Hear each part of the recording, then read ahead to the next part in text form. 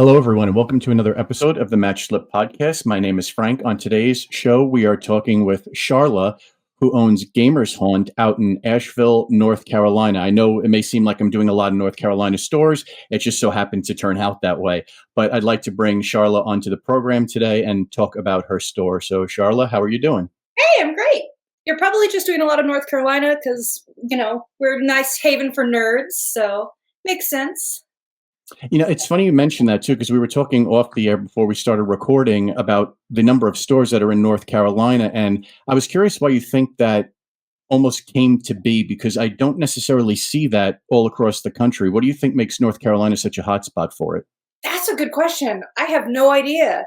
Um, if I were going to guess, I would say partly because it's a lot of rural area and there's nothing else to do, so you might as well go to a game shop. I don't know.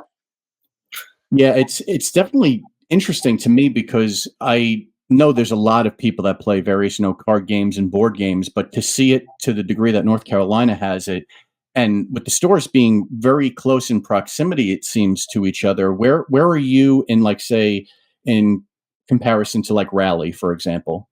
Oh, yeah. So Raleigh is, 4 hours from me, so it's a good chunk away. Yeah. But I am really close to a couple of awesome game stores. I'm like a less than a mile away from Wyvern's Tail, which is really great. Love them. And the Deck Box, which is down in Arden. And it's the most similar games shop to mine.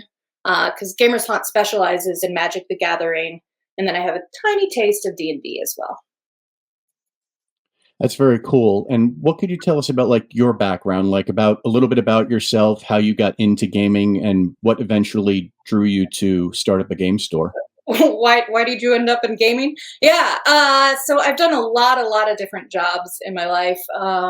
Some of them that I've loved were like the Griffith Observatory. I was a museum guide there for a long time in Los Angeles. And then gaming, I was a mortgage loan specialist before I got into specifically Gamers Haunt. And a really good friend of mine owned Gamers Haunt and just was burnt out. So I was like, you know what? I don't like living in a cubicle. So this sounds great. What year did you take over the store? Was it like, did the previous owner own it for a long period before you took it over? Yeah, for sure. So it moved, it was owned by someone else previously and then was bought by my friend Dale.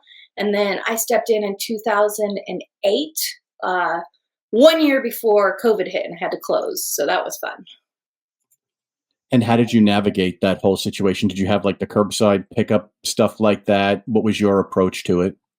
Yeah, absolutely. So I opened the shop. It turned into like I'm lucky in that I have a nice balcony area. So I would literally just roll the shop out onto it. But there was a solid month where I couldn't sell or do anything at all. And I don't sell online at all. So that was sort of scary. So I'd make like draft at home kits where you'd get a prize and you'd get a play mat and stuff like that. And just sort of like mystery booster packs and stuff like that. And just really lucky to have an awesome community that supported me through it. That's fantastic. And you're not the first store I've heard that's not sold online before. I'm curious what made you go with that decision? Was there any like hesitation about potentially doing it in the future, or is it just something that you decided once you took over that you wanted to just keep it all in-house and like in-store purchases? Yeah, despite hating going to the mailbox, that is not the reason I decided not to. Mostly it's because I have a huge inventory. Like I've had customers come and they've told me the only time they've gotten as many cards off their list is at Star City. And I love hearing that. I love being able to make it a stop where locals can come and pick up their entire deck and play that night. And that's really important to me. And selling online means all those cards are leaving Asheville. So it just makes it so it is much more of catering to the local community. And that's really the reason I wanted a game shop. Because I wanted a safe place that LGBTQ could come, that women could feel comfortable in, and just cater to the gathering part of Magic, if you want to be cliche. No, that's perfectly fine. How long have you been running the business on a day-to-day basis at this point? Yeah, 5.5 years. So, 5.5 years. Oh, wow. yeah, in June will be 6, so that's cool. Oh, congrats. That's Yeah, great. yeah. What has been like your favorite thing about owning a game store? What have you gotten the most joy out of with it? Oh, again, just the community. Like, I've met my absolute best friends there. I just love that. I love being able to be a spot. Like when people move out of town, right? They make sure they stop by to tell me that they are leaving. And I love being a store that's like that. Imagine going to your local Target and being like, just so you know, I won't be coming around anymore. Like that's just not something you would do. So I love creating a space that people feel like is their own and feel like that they help create as well. So What is your like day-to-day operation tasks involved at like at this point in time? Like what like you go into the store each day, how much of it are you having to manage versus anything that you can delegate to employees? yeah. One thing they never tell you when you open a game shop is that you're going to be alphabetizing for the rest of your life. And I'm dyslexic, so I have a giant thing of the alphabet on my wall, which helps. But no, I have a phenomenal staff. So my employee Emily probably does the most like managing part. Like she helps me design our programs and stuff like that. Like pre-release, we go all out for pre-release. We do a lot of mini games and we do costume contests for it. Like this previous one, we did shooting tin cans off the side, that kind of thing.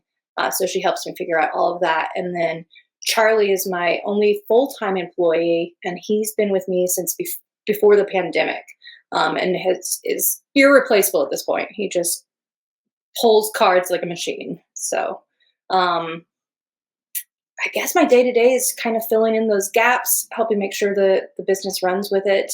But I very strongly feel like if my employees don't want to do it, then if I don't want to do it, I'm not going to ask my employees to, if that makes sense.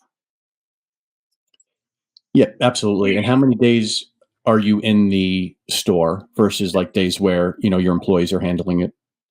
Yeah, I'm in a nice spot where I finally am able to not be at the shop and not worry.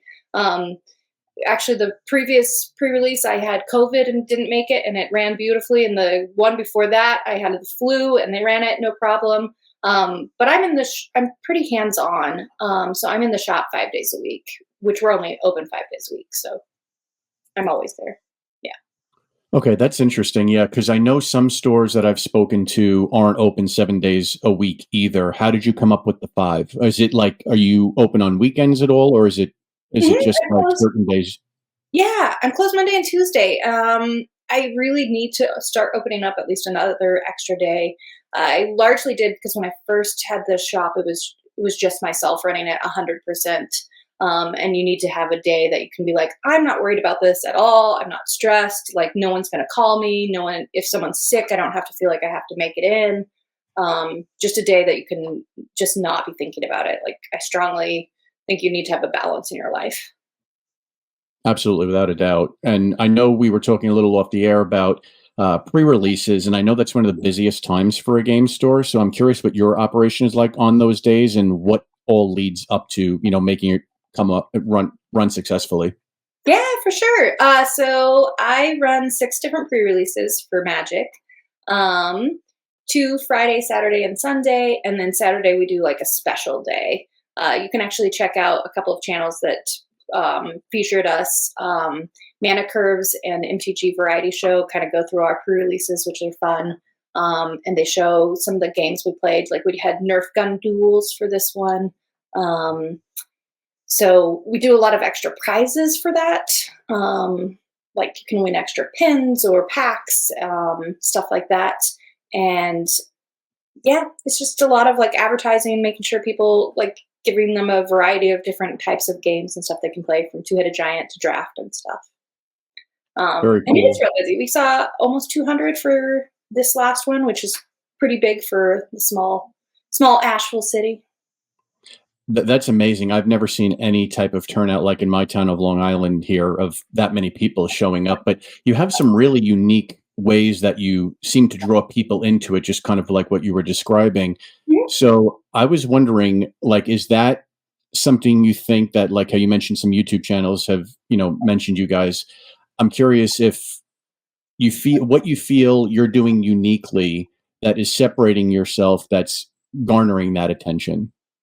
Yeah, so I really push to cater my store towards casual players. Um, I have a competitive scene in my modern scene, um, but most of my other stuff I really push to just make it so it's all inclusive and it's a great place to come in and get your feet wet and just like you don't have to have any past experience. So I think that really adds to it. Um, and I'm just really lucky to have a phenomenal community that wants to promote it too, because they're like, this is amazing. This is a place that, I found my people, so to speak. Um, I don't know if that answers your question. Oh no, absolutely. Because I even saw on your website you have the new players tab on there for people who may want to learn a new game or two.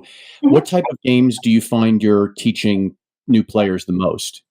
So everybody wants to play Commander, and I strongly discourage that. But I think 60 card is way easier to learn Magic. It's a complicated game, and it's way easier to do that. But we run summer camps for kids and stuff too. So we'll do draft, and we'll teach them how to build a deck because whether you net deck or build your own deck, understanding the mechanics that go into it really help. Um, but Friday Night Magic, I think part of what has made us really successful is our Friday Night Magics are free to play. This is the first year that I've traded it to pay what you can, and I still give out prizes for that. I still make it so that you win packs. But I want it to be a place where you come in and can just pick up and play, and that there's not because let's be honest, Magic is pretty expensive. So you want to make that entry level cheap, so that way people can at least try it out and not feel bad having spent hundreds to thousands of dollars and then be like, actually, I don't like this. So we really try to make it a community like that. How are you able to afford to run Friday Night Magic for free? Because this is the first time I've heard a store being able to offer it, which I think is great, especially for, that casual nature and for getting people into the game to see if they would like it. Mhm. What did you have to do in terms of like from a financial standpoint to be able to say, okay, this is something I can afford to do? Yeah, be thinly staffed, which is unfortunate, but be thinly staffed. Also, my space, I would love to have a larger space. We were talking a little bit off camera how I was like, oh, rent has skyrocketed, so I'm kind of stuck where I'm at. Um, but it depends on where you're making your money, right? So I make my money on singles. So if I get people in playing the games, they'll buy the singles, and that evens it out. So like I was real busy for pre-release, but honestly, Friday Night Magic, I very regularly have 50 to 70 commander players and about a dozen to 20 standard players. So we're used to large events, and that's every week. And just if you get people in the door, they're going to be buying those singles. If you don't have a single inventory, that model's not going to work for you. That makes a lot of sense. And you mentioned you do get some high turnouts for these events. When it comes to the pre-releases, are you doing like signups ahead of time with how many people you get, and how much square footage is your store to be able to support that large of a player base? Yeah, so honestly, Magic players, will play anywhere. They'll be like, "Yes, give us a surface, we are there." So a lot of people play on my porch. So I've turned that into like a fairly nice place to play out there. With I've got 5 different tables now that seat eight, no, 4 players. Sorry, 4 players each, and I have like nice lights out there and stuff like that. And in the winter, we've picked up some heaters so you can still play on the porch there. But I don't know off the top of my head my square footage, which is pretty bad. Feels like I probably should, but it's under 2,000 square feet. Um, Okay, yeah, but definitely enough to where you can, comfortably fit, I'm guessing, the players that you have. yeah, yeah. It's like they find a spot, That but mostly the porch allows us to have that. If makes without sense. the outdoor space, we would not. The store, the like for seated, like number seats, we comfortably fit 50. So there's always bleed over to be able to fit the number of players that are there. What's the most popular day of the week that you're open that has the biggest turnout that's not a pre-release event? Friday night, and Sunday is very big too because it's also Commander. So that one's usually pretty large as well. And it Um, was interesting that you noted that, you don't recommend a new player to get into Commander. And I feel a very similar way with that too, because even myself, I had originally started playing, way back when Mirrodin came out. I can't remember, was yeah. that 2004? Mhm. And looking and not having known about Commander at the time, or well, it was quite It was not very after that. popular then, so that makes sense. Mhm. And just to keep track of three players is quite a task to take on, especially when you're having to just monitor your own stuff. So I was curious if that was your reasoning for not recommending that as a starting point. I mean, that, but you also have Commander, you have 100 different cards you have to learn, right? Sure, you can take out the basic lands, but in general, you have to learn 100 cards. And in 60 card formats, you want to learn 9 cards because you have those repeats. So it makes it so you can really get comfortable with the game. My favorite thing about Magic is how complicated it is. Like, you could sit down and teach someone in an afternoon easily, and they'll be like, oh, okay, cool, I know how to play Magic. Um, I have not been playing as long as you have. I've been playing since the first Innistrad. Um, and I still learn stuff all the time. And that's cool. Like, you don't want to introduce someone into like layering and stacks and everything else. And if you have 4 players sitting there all like fighting for that, um, it can be a feel bad. Yeah. And, Commander, you're going to lose if you're in a play group that has equal level playing. You're going to lose two-thirds, three-fourths of the time, or at least you should be. And that also is hard to get into then. Yeah, it's so true. I mean, just thinking of the duplicity of cards that you get in a 60 card deck, it makes a lot of sense. And that's even less to maintain in terms of like keeping it in your brain Yeah, about everything. But yeah, Magic really is one of those great games where the replayability is so great because you're always learning something. Even till this day, I always learn something. It's a never ending learning game. And I think that's what keeps people coming back to it. absolutely. Yeah, like standard. I'm sad that standard is dying in the country, but standard by far I think is the best way to get into it. Pioneer's pretty good for that too, though. Um, Modern, I really have tried to reserve and cultivate it for a more competitive place because it's expensive enough that once a modern player has built their deck, they're usually like Tron players are going to be Tron players for life, right? So I try to steer people away from that when you're first learning how to play Magic. But like once you cut your teeth on it and you want to get a little bit deeper into that, I think Modern is by far the best format to like make you a quote unquote good player. Does standard fire a lot at your store? Do you get enough of a turnout to where people are interested in playing? Yeah, absolutely. So I haven't had a standard not fire in a very long time, so that's good. I'm going to knock on wood right now as I say that. But yeah, we have a healthy standard. It's not my largest format by any means, but I have 8 to 16 players weekly, and then if I'm lucky, I get 20. I think that's great because I don't really hear, many stores having success with standard these days due to, whether it be the lack of support from Wizards of the Coast with it, people just the interest in it dying off. What do you think you've done to help keep it alive at your store? Yeah, that is the one format that I have to give CPR to all the time because I do not want standard to die because again I think it is the best place for new players to come into, and as a shop they're the ones that are going to be opening new sets. I think Wizards of the Coast realized they could make so much money off of Commander. No offense, so they just started catering everything to it. And I've had players tell me they stopped buying standard product because they just get so much Commander product in it. Like it's got to the point where they have to shove down the throat standard product with Commander to sell it, and that's frustrating. But I'll do leagues. I call them standard skirmishes, and they'll last for like 6 weeks or 8 weeks.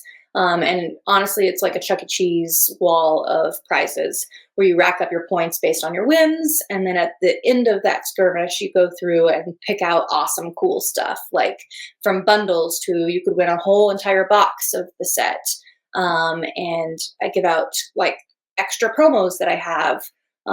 Like say I had some event that not all the promos were given out. I'll keep them for this. And then that way it gets out to the player base still.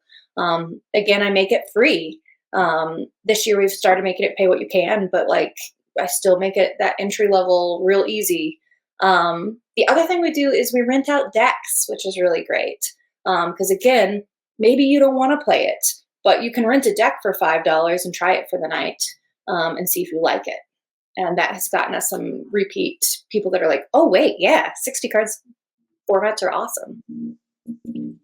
I tell you, you really have a lot of unique approaches. Some I have heard from other game stores, but the majority of what you're saying is really unique to me. And do these ideas just come to you, or is it something you're always looking to Brilliant. iterate on? No, I bounce a lot of ideas off of like friends. My husband doesn't own the shop or work it at all, but of course is a gamer because you can't live in a house with all these games and not be. So I bounce a lot of ideas off of him. I have a really good friend who does a lot of my YouTube channels with me. He's the one who has the MTG Variety Show channel, and I bounce ideas off of him. And I really take feedback from my players, being like, hey, what would you be interested in? What if we did this? And we'll do surveys and stuff like that too.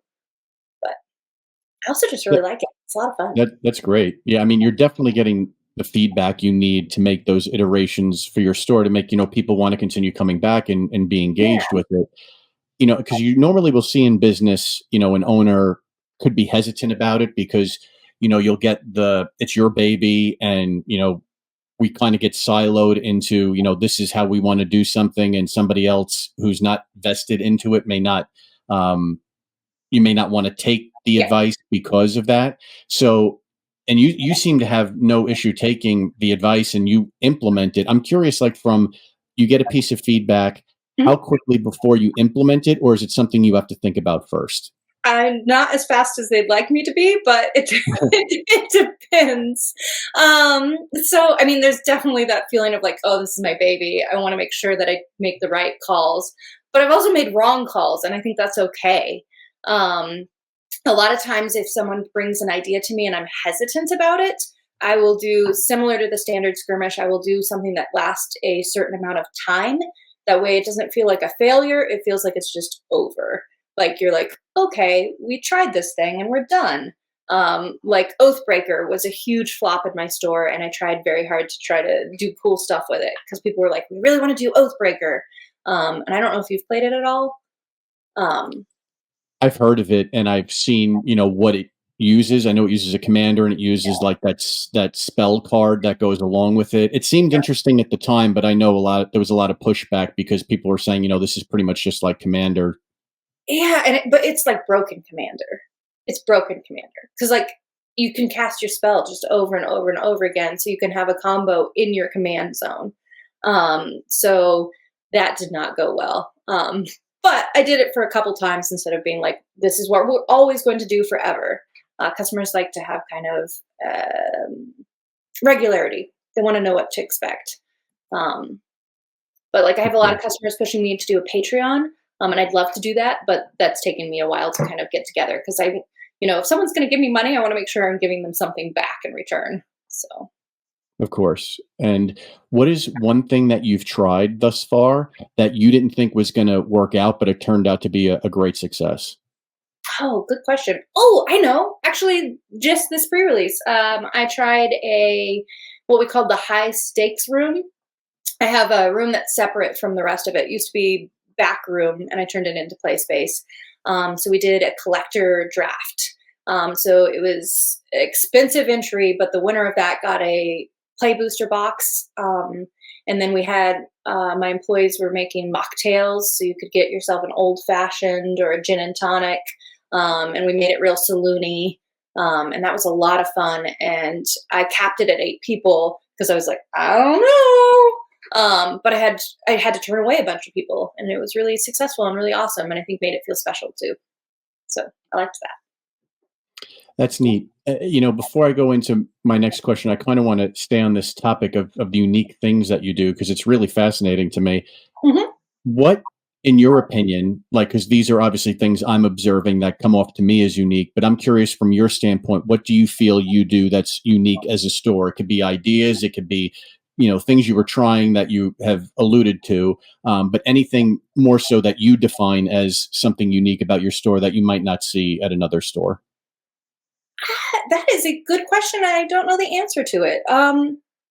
Something that I at least have tried very, very hard to do. I mentioned it in the beginning. Is like it, my shop definitely has more women than most game shops I've been to, and also has a lot more diversity. Like we have a very large LGBTQ community that has made it their home, and that's one of the best things I could offer is a place for people to come and play and have that home outside of their home. So I think that's pretty unique, and I really enjoy that. And I've not seen a lot of summer camps, I guess, so that's probably unique. Oh, absolutely. Yeah. And you said with the summer camps, you mentioned it a little bit earlier. Mhm. How often during the summer are you running those? Is it like a once a week thing? Is it continuous throughout the entire summer, or is it like just for a specific, say, week during the summer? Yeah, we offer usually 3 to 4. I have like a super beginners one that has kids that are from 8 to 11, and then we have an intermediate one, and we have one that bases on Commander, and then I have an advanced one, and that's geared towards like high schoolers. And that one is largely, like we'll have like fun brain teasers at the beginning of camp, being like, okay, this is the battlefield, how do these interact with each other? Or some of it is just trying to teach etiquette because, like, I want the next generation of gamers to be welcoming and thoughtful. So we spend time talking about that. Like, what made you feel welcome? What made you come back? My first Friday Night Magic, I left and cried. I was like, mm-mm, I hate it. I'm so stressed out. Um, so I want to try to make that experience better for people. How many hours does it run each day of the camp? Yeah, it's from 9 to 4. So, and the younger ones, I partner with a school that's just down the road so that they go and swim in the afternoon. So that way, they see the sunlight too, which is probably important. Very cool. I like that a lot. What are some things that you're currently working on for the store at the moment? Either it may be something, you've been planning towards or something that you're just looking to either improve or anything of that nature. Yeah. So I am starting to work with a lot of the other shops in town to try to do like a scavenger hunt or like a map where people go from one store to the other and then can get stuff from that. Because I think, you know, the more there's probably a cap of number of game stores, but we all get along great. And I like the idea of kind of helping support each other because then we can reach more customers and more people can learn about it and learn about the games. So I think that would be a really fun thing. And I'm also working towards in the baby incubation of working with the other Magic store in town to do a weekend convention for Magic, and I'm excited about that. That sounds like fun. Are conventions something you have normally attended to get like the word out about the store in the early days? Oh, I've never done them. So this is like a brand new baby of like an idea that hopefully will percolate and do well. So Okay. yeah. Has attending conventions ever, piqued your interest in doing like going to say like for instance an SCG con or maybe not that big of an event, but anything maybe even Yeah. local? I mean, I personally have gone to them, but I've not brought the shop there. The other store in town, the deck box, tables at them fairly regularly. And then we've been working with another group that does CEDH tournaments in the area, and they've gotten pretty big. They've had 66 people at their last one. So we're hoping they could run one, and we'll do another the other days. So That's excellent. And I know we've talked a lot about Magic. I was curious if Magic is your favorite game or if there's another game you prefer to play. No, it's not my favorite game, which is maybe going to get me in trouble. Dungeons and Dragons is my favorite. And I do have a Dungeons and Dragons room, like an RPG. Or I'm going to be honest, Call of Cthulhu probably is my favorite. I think it's phenomenal. I think the way it is written, Chaosium puts out incredible product. And we do run those games at the shop as well. Like it's D&D's 50th anniversary, so we're going to run Tomb of Annihilation at the shop, which basically the GM gets to kill you, I think. So that should be fun. We're going to take a quick break from this podcast to talk about our sponsor, Cardboard Shuffle. Cardboard Shuffle was our 10th podcast interview here at the Match Slip with store owner Mark. Mark has expanded his brand and has produced his own card sleeves called Shuffle Shields. Shuffle Shields come in packs of 100 premium matte card sleeves for standard size trading cards. They contain no PVC and are acid-free. I have 17 packs of Shuffle Shields card sleeves to give away to listeners of the podcast and followers of the Match Slip on social media. Requests for a free pack of card sleeves shipped for free to you will be processed on a first-come, first-served basis. To receive your free pack of Shuffle Shields, you'll need to send a screenshot that you're following Cardboard Shuffle on Facebook to frank@thematchslip.com. Good luck, and back to the episode. How many other games? So you've mentioned Magic, D&D. What other games are you running at the store, and how often are they run throughout the week? Yeah, so I used to have a weekly D&D game, and now we do them around holidays. So like we did a Dungeon Crawl Classic game during Christmas, which is a wonderful game. It's the Doom that came to Christmas Town, and it feels real grinchy and stuff, and that's fun.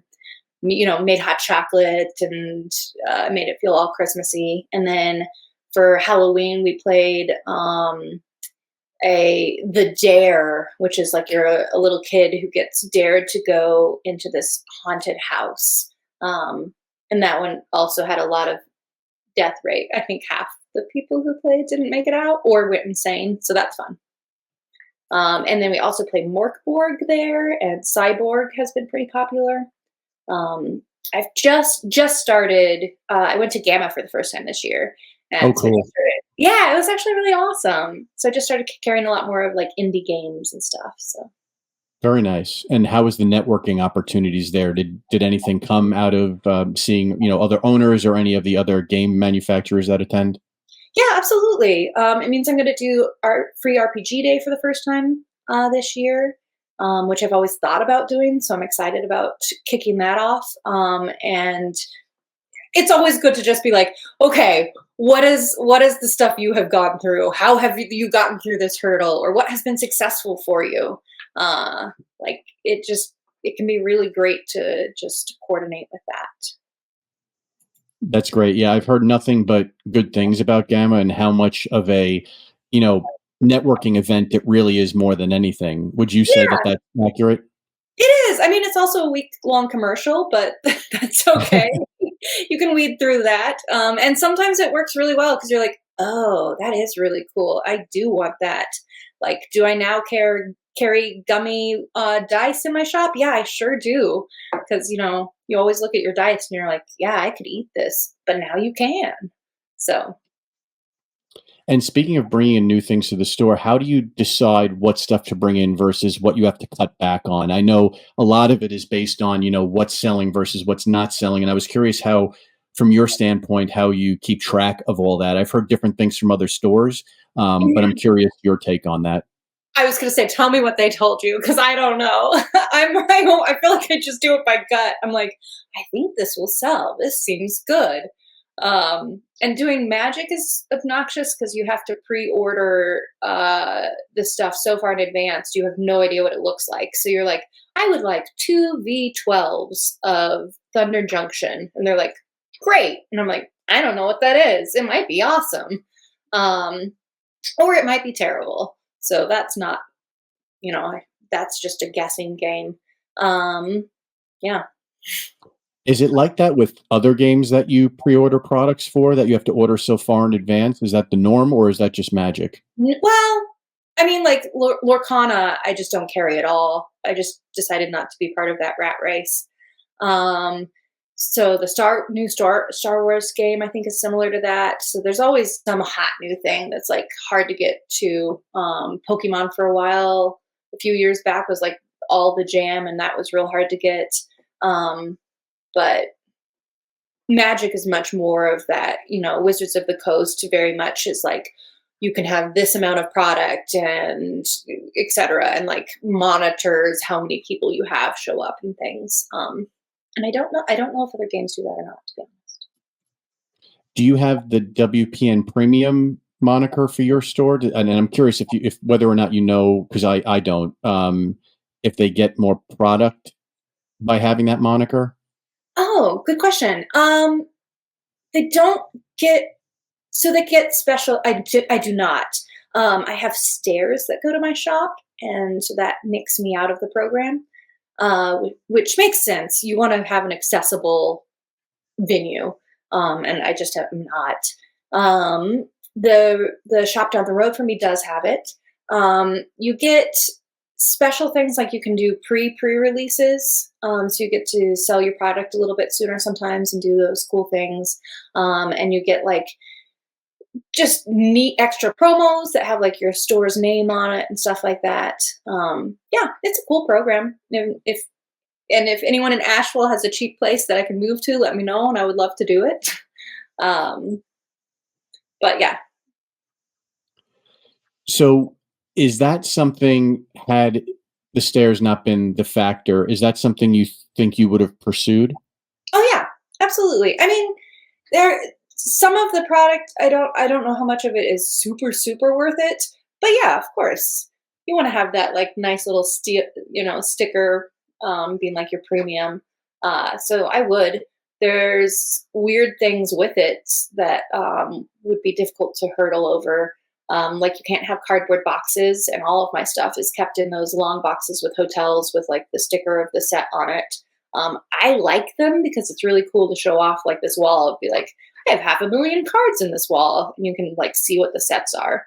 But premium stores don't allow you to do that. But yeah, of course I'd want premium. Who wouldn't? That's an interesting tidbit. I didn't know that they'd be that particular about how you're even showcasing your product, for example. I knew there were some details in terms of like, the chairs, the quality of chairs or tables, but I didn't realize like the layout of the product. Trash can. So. That one I've heard too. Yeah, that one's quite interesting. Yeah. So I'd have to, and weirdly, trash cans are expensive. I don't know if we've ever gone shopping for them, but like the trash cans they want you to have are like $800. So I was like, that's a hefty price tag for a trash can. For something that's not going to make you any money. So, right. A sunk cost. Yeah. You're like, well, it is a nice trash can. So what are some of the marketing efforts that you undertake, like to get the name out about the store and to draw more people in from the area? I'm going to be honest, that's something I should do. I don't do a huge amount. I've got a YouTube channel, which is Gamers Haunt. I do a lot of like working with schools and go to them. But a lot of it is just word of mouth. Like it really has been my main success has been word of mouth. I've just started doing some projects of trying to put out like some videos and maybe some advertising, in local newspaper and radio and stuff. But currently I have not done that at all, which is not a good business plan. Don't follow me. Don't do that. Probably market yourself. The word of mouth is definitely a common theme I've seen with the other stores, but doing the YouTube channel like you're doing and actively doing it, I think only one other store I've talked to. So I'm curious, what types of videos are you doing on your YouTube channel at the moment? Yeah, pre-COVID, I used to do a podcast, and that was a lot of fun. And it was kind of goofy. We would have like fake commercials for it of like, how to find love and magic, search your deck for love, that kind of stuff. And then we would also do evaluations of it. Our YouTube channel is largely box openings, and we're just now starting to try to pivot and do more fun things, more skits, more like sit down like this. I love this, like fireside chats. this guy, I think all of his stuff it's been taken down, and I don't know if there's drama with it, so I might be putting my foot in it. But the Card Shop Life, I used to watch all the time, where this guy just would like unveil sort of how to run a magic shop, what you needed, literally down to being like, "Hey, I recommend you have $20,000 before you start a shop," that kind of stuff. And I think that's neat. I've heard that before, and a store I just talked to, was talking to me about that whole concept of $20,000 to start a store. Yeah. And then when you start factoring in all the things that come into that with buying product, overhead, electricity, all the Mhm. nuances of a brick and mortar store, that 20,000 gets dwindled down quite quickly. You are not And wrong. and that kind of like, I knew that the expenses were very high with just running a retail store in general, but to hear, just hearing it out loud kind of like rattles your brain. And it's like, wow, Yeah. this is quite a niche to get into, and then to sustain it for a long period of time, especially when you're dealing with low margins, I'm sure is a challenge. Yeah, I mean, it definitely is. Like, I was very lucky because I walked into an established store, but I also am super proud. I was going through my finances and stuff, and I've actually grown it 580% since I took over. So I'm very proud of that. Um, but it also is like you have just razor thin margins when it comes to things, and I'm sure you've talked about it, but like inflation hurts so badly. Of Like course. I've got product that I couldn't get until like since pre-COVID. And when I go to bring it into the system, I look at the old cost I used to sell it at, and it was lower than what I currently buy it at. So I was like, oh, okay, that's fun. That's fun. And Magic product not having MSRP is a nightmare. Um, Yeah, I was curious for, and you don't have to say anything you don't want to say here, but from the MSRP standpoint, yeah. I'm curious what your take is on that and what you think Wizards could potentially do to make it easier for stores like yourself to be able to price things, because then you get into this whole, people comparing it to what I always hear, comparing it to say Amazon, who has, a much larger warehouse, a lot more staff, and they're able to, compensate with the lower prices because of how much volume they order. And especially Sure. with the direct relationship with Wizards, it gives them an advantage there. So from your position, I'm curious, like what are some of the things that you're doing to, counteract that, or, explain to people, this is why I have to charge this, and, what you think Wizards could do to help, alleviate that, confusion from the store standpoint and the customer standpoint. So I'm going to put on my tinfoil hat for a minute and tell you Okay. why I think this happened. So simultaneously, Wizards announced that they no longer were going to sell directly to LGS's, your local game shop. They were only going to sell directly to Amazon. And in that same breath, they took away the MSRP. So my theory is they were doing that because Amazon sells at such a low rate. Like, and I don't mind talking numbers with anyone ever, which is maybe how I deal with it, because I'm like, this is just what it is. So Amazon a lot of times can sell things cheaper than I can even buy it from a distributor. So if I sold it at that price, I literally would lose money. And I think Wizards of the Coast did that because Amazon was selling it at such an undercut of that MSRP. It kind of masks that. Then it doesn't show that they are doing that. They're like, well, no, there's just no MSRP. They're selling it for what they think it's worth. So that's my conspiracy theory on it. Do you think that the distributors are having the same reaction to the no MSRP that the stores and the customers have? I didn't know if that was like being felt at the distributor level from anything you may have heard.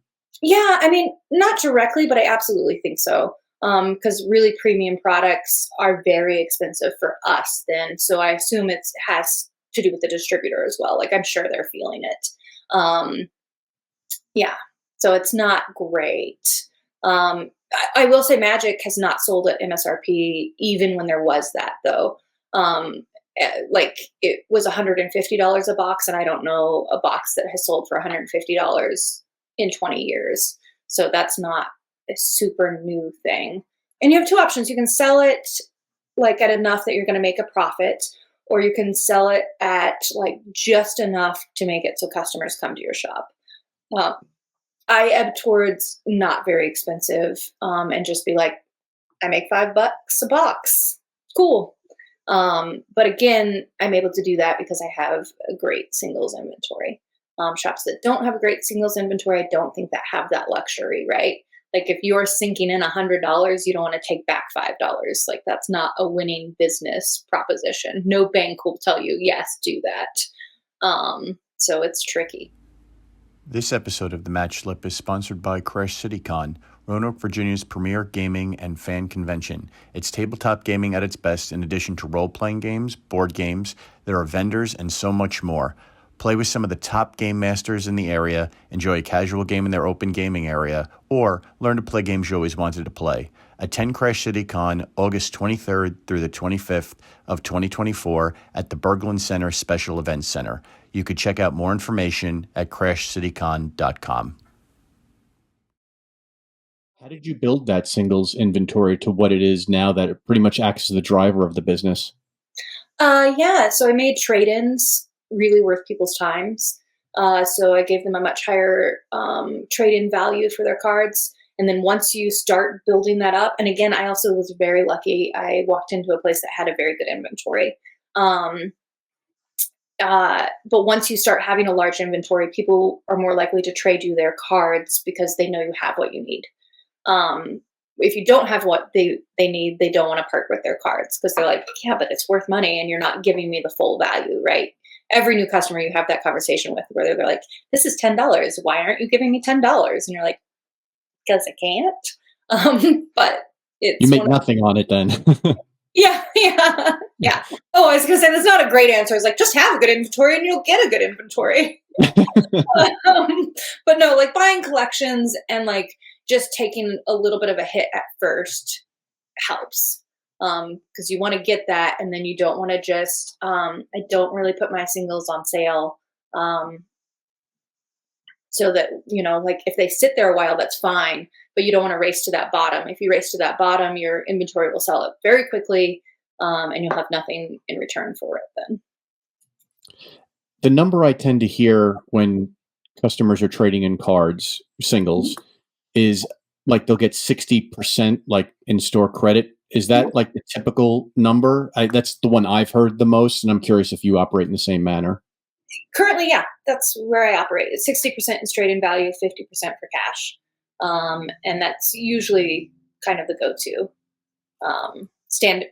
industry standard, I guess. That makes sense. So just to shift gears a little bit, still about your store, but I was curious because we talked very briefly about, where you lay out products within the store. But one of my favorite questions to ask, and I have a feeling you'll have fun with this one, is to describe like the layout of your store, like somebody's walking in, what they'll see when they walk in, how it appeals to people, and what where they could find things. Yeah, sure. So, close your eyes, imagine that you're in Asheville, North Carolina. No, so you go upstairs, you come to the front. I've got a knight that's there that on its shield, it says what's kind of happening for the day. I do love flowers, so I put a lot of flowers outside the shop and stuff like that. And when you come into the shop, then you've got your product onto your left, and on the right you have your showcase. And then you keep walking through, and that's where you get to Charlie, who's the main card wizard at my shop. And behind his desk is this huge wall, floor to ceiling, of all of our singles and stuff like that. And then it's kind of got a lot of little nooks and crannies. So if you go to the back area, that's where the main area is. It seats about 40 people, and that's the play space. Rewinding back, if you go to the right, is where our RPG room is. And we use it for play space for events as well. Yeah. Do you allow like renting of those spaces? Like say somebody's going to have a birthday or something like that? Yeah, I do. We don't do it a huge amount because I don't advertise it, but that's definitely something that's kind of untapped that I think would be good. Interestingly enough, the main thing I've rented it out for are bachelor or bachelorette parties. And those usually are the tamest version of that you could ever imagine, of just like this couple that are nerdy and they just want to play D&D before their wedding. So we'll do like special little packages for that, make them little dice that are for them, and close out the room for it. That's fantastic. Yeah. So as we get towards the end here, I was curious of any future plans that you're thinking of for the store. I know you talked about, right now, cost wise, getting a larger space is a little bit of a challenge, but even if you want to talk more about that, or if there's something else that you are envisioning for the future that you'd like to talk about, I'd love to hear it.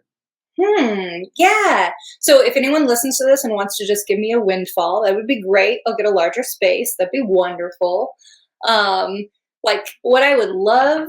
So if we're talking pie in the sky, I'd love to have a larger space, and I would like to have a place for D&D where you can rent out terrain and like big D&D figures and stuff like that. Cause like your monsters, your dragons, right? They cost 60 to, or if it's like Tiamat, who I've got up here on the shelf looking over me, is, close to $400, and you're going to use it for a little while on the table. So I think it would be very cool to have a place that you could come and like rent out these minis and use it to bring your home game to the next level. And I would love to have that as a dream. And a little bit what I talked about before. I really would like to do kind of a Magic weekend that can have a lot of different formats, like firing off Draft by Demand and have like a 2K Modern event the day before, stuff like that. So I love it. I hope it all comes to fruition for you. Me too. I didn't open the 1 of 1 ring, so it's a little further away. I know many of us didn't. That was quite the out of reach thing, right? Yeah, it was my lottery ticket. That's what I needed. I know. Talk about getting the new store, like a larger space early on. You would have it right then and there. It's going to be beautiful. Yeah. Well, Charla, it's been a joy having you on. I've enjoyed our conversation here. Is there anything you'd like to let everybody watching know where they could find out about the store, get in touch with you, sure. anything like that? Yeah, just go to gamershaunt.com or check out our YouTube channel. And that's, again, just Gamers Haunt. And if you're in Asheville, come visit me, come say hi. I love seeing people come in and go into different shops because every shop is so different, right? It's really neat to see the way people have envisioned and laid out their vision. Absolutely. And I'll be sure to put a link in the show notes for everyone to go and check out your store. For everybody else listening, I hope you enjoyed this episode. If you'd like to hear more about the stores I visit in person, you could check out our newsletter at thematchslip.com/newsletter. And with that, we will talk to you in the next episode. Take care.